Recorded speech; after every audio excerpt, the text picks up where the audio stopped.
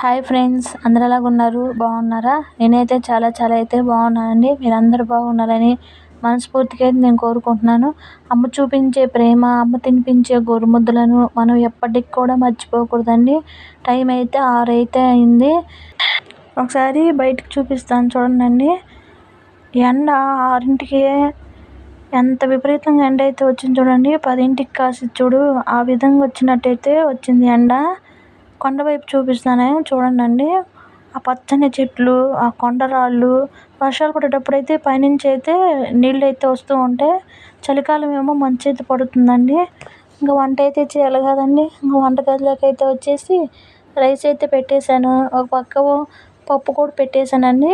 Rice ఉడికిపోతుంది, పప్పు కూడా ఉడికిపోతుందండి. ముందు రోజు అయితే కాకరకాయ కారము అవన్నీ అయితే చేశాను కదా. ముందు రోజు దొండకాయలు అవన్నీ అయితే కట్ చేసి పెట్టాను కదా. దొండకాయ ఫ్రై చేస్తానంటే వీళ్ళైతే వద్దన్నారండి. పిల్లలైతే ఉత్తిపప్పు వండేయమన్నారు. అందుకని ఉత్తిపప్పు అయితే వండేసి తర్వాత పెరుగన్నము అవన్నీ కూడా పెట్టాను. కాకరకాయ కారం, ఉత్తిపప్పు, రైస్ అవన్నీ అయితే పెట్టేశానండి. వీళ్ళైతే ఇంకా స్కూల్కి అయితే వెళ్ళిపోయారు. స్కూల్కి వెళ్ళిన తర్వాత గిన్నెలు అవన్నీ అయితే తోమేశానండి. దోశలకు కూడా నానపెట్టేశాను. దోశలకు నానపెట్టిన తర్వాత మధ్యాహ్నం అయితే లంచ్లోకి మేము రైసు, దొండకాయ ఫ్రై, సాంబార్ అయితే చేస్తున్నాను. ఉదయం చేసిన పప్పు అయితే ఉంది కదా, దొండకాయ ఫ్రైలోకి సాంబార్లోకి అయితే ఉల్లిపాయలు అన్నీ కట్ చేసి పెట్టుకున్నానండి. ముందుగా అయితే దొండకాయ ఫ్రైకి పోపు అంతా పెట్టేశాను. కట్ చేసి పెట్టుకున్న దొండకాయలు కూడా వేసేసి ఇవైతే వేపుతున్నానండి ఒక పక్క అయితే. ఆ తర్వాత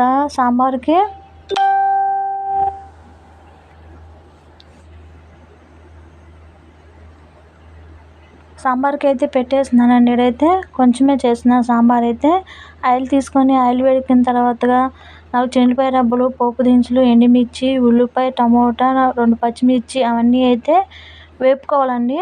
సాంబార్కి ఇవన్నీ వేగితేనే టేస్టీగా అయితే ఉంటుంది. చింతపండు కూడా చిన్న ఉసిరికాయ సైజ్ అంత అయితే నానపెట్టేసుకున్నాను. నానపెట్టుకున్న తర్వాత చింతపండు పులుపు అవన్నీ వేసుకొని ఎంత అయితే కావాలో పులుపు అంత వేసుకొని నాకు కావాల్సినంత అయితే పులుపు తీసుకొని తగినన్ని వాటర్ కూడా వేసేసానండి. ఆ తర్వాత కారం కూడా వేసి పచ్చివాసన పోయేంత వరకు అయితే వేపుకున్న తర్వాత ముందుగా ఉడికించుకున్న పప్పు ఉంది కదండి ఉదయం, అది కూడా వేసేసానండి. ఇక్కడైతే సాంబార్ అయితే మరిగిపోతుంది. ఒక పక్క అయితే దొండకాయ ఫ్రై కూడా వేగుతూ ఉందండి. సాంబార్ మరిగిపోయిన తర్వాత దించేసి గుడ్లు కూడా పెట్టేశానండి. పిల్లలకి మాకు అందరికీ పెట్టిన తర్వాత ఒక పక్క అయితే ఉడికిపోతూ ఉన్నాయి. ఇక్కడైతే దొండకాయలు వేగిపోయాయండి. వేగిన తర్వాత కొంచెం సాల్టు, చిటికెడు పసుపు అవన్నీ అయితే వేసి ఒక 5 నిమిషాలు అయితే మరలా వేపేసానండి. వేపుకున్న తర్వాత నేను ముందు రోజు కారం అయితే చేసి పెట్టాను కదా, కొబ్బరి కారము, కొబ్బరి, చిన్నుల్లిపాయలు, కారము, ఉప్పు, జీలకర్ర అవన్నీ వేసి మిక్సీ పట్టుకున్నా కదా, అవైతే దొండకాయలు వేగిపోయిన తర్వాత వేసేసానండి. ఒక 5 నిమిషాలు అయితే ఉంచేసి ఆ తర్వాత భోజనం అయితే మధ్యాహ్నం అయితే చేసేసాము. నేను మా వారైతే ఇంకా పిల్లలైతే స్కూల్ నుంచి అయితే వస్తారు కదా, స్నాక్స్ అయితే చేస్తున్నానండి. ముందు రోజునైతే కొంచెం అయితే దోసపిండి అయితే మిగిలింది. ఇక్కడ పాప్కార్న్ అదంతా అయితే ఒలిచేసుకొని ఒక కప్పు అయితే పాప్కార్న్ మిక్సీ అయితే పట్టుకున్నానండి. మిక్సీ పట్టుకున్న తర్వాత దోసపిండిలో అయితే వేసేసాను. వేసి ఒక ఉల్లిపాయ, ఒక పచ్చిమిర్చి అవన్నీ, జీలకర్ర, రుచికి సరిపడా సాల్ట్ అవన్నీ వేసి పిండి అంతా కలిపేసుకోవాలండి. స్వీట్ పొంగనాలు రుచిగా ఉంటాయండి, చాలా టేస్ట్గా అయితే ఉంటాయి. ఒకసారి అయితే ట్రై చేయండి. తర్వాత ఆయిల్ గుంత పొంగనాల్లో కొంచెం కొంచెం వేసి ముందుగా కలిపి పెట్టుకున్న పిండిని అంతా తీసుకొని కొంచెం కొంచెం వేసి దోరగా కాలనిచ్చుకోవాలండి.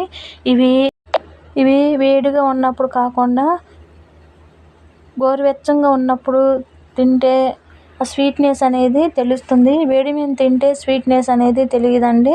మీకు నచ్చితే కారపొడి, పల్లీల చట్నీతోనే తినొచ్చు. మీ అందమైన హస్తాలతో ఒక లైక్ చేయండి. మీ చిరునవ్వుతో సబ్స్క్రైబ్ చేసుకోండి. ఈ వీడియో అయితే ఇంతేనండి. ఉంటానండి. Bye friends, bye.